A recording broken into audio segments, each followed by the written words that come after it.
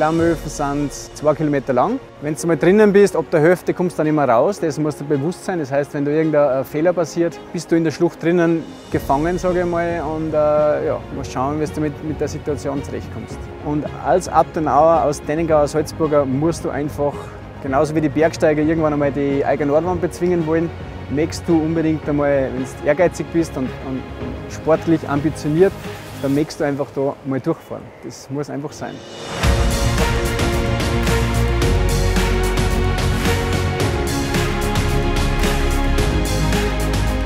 Und natürlich den Kollegen oder den Freunden, was du da mitnimmst, den suchst du sehr gut aus. Also das ist wirklich eine Vertrauenssache, weil du im Prinzip das Leben in seine Hand legst und umgekehrt genauso.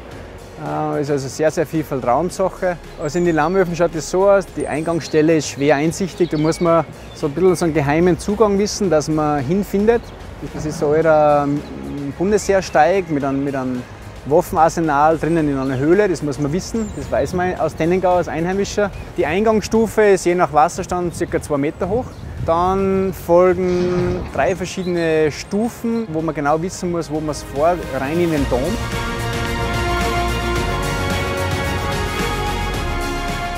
Der Dom selber, sieht man auf die Bilder, ist irrsinnig schön ausgeschwemmt, ist glaube ich 70 Meter hoch oder so. Ist relativ ruhiges Wasser, aber auch mit Unterspülungen. Nach dem Dom kommt der Katrakt, das ist eigentlich die schwierigste Stelle. Das sind 5, 6 hohe Stufen mit einer starken Rechtskurve zum Schluss. Und das ist meistens so, dass man sich die Stelle vorher anschaut. Da muss man wirklich genau wissen, wo man fährt, weil wenn man zu weit rechts oder links kommt, zu weit rechts ist ein Stein, der was angespült ist. Wenn man darauf kommt, ist eben die Gefahr, dass man sich verklemmt. Und zu weit links, wenn man kommt man zu einer Prallwand, wo das Wasser unten reinspült und wo man eigentlich dann mit einer 100%igen Kenterung zum Rechnen hat. Und nach dem Katrakt kommt das S. Das S ist im Prinzip eine Welle, die sich überschlägt nach rechts. Da muss man auch schauen, dass man die Welle wirklich schön rechts aufsurft. Nicht zu weit rechts, weil sonst kommt man auf der rechten Seite in eine Prallwand, wo es auch zu 100% der Kenterung dann mehr oder weniger vorprogrammiert ist.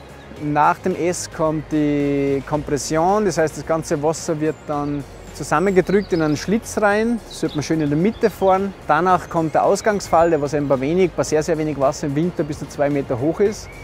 Und diesen Ausgangsfall fährt man mit sehr, sehr viel Schwung an und sollte darin eigentlich nicht kentern, weil angeblich, keiner weiß es genau, gibt es im Ausgangsfall, wenn man jetzt in dem Becken schwimmen würde, aus dem Kajak aussteigen müsste, gibt es irgendwo Unterspülungen, sogenannte Siphone, das sind so unterirdische Tunnels, wo das Wasser durchläuft und wo man dann im Prinzip reingezogen werden kann.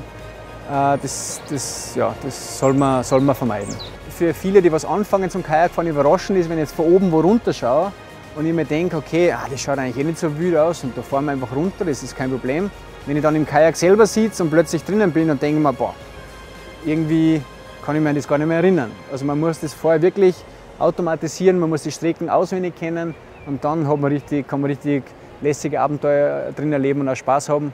Ansonsten, wenn ich das nicht habe, kann es schnell ein Albtraum werden und auch richtig, richtig gefährlich.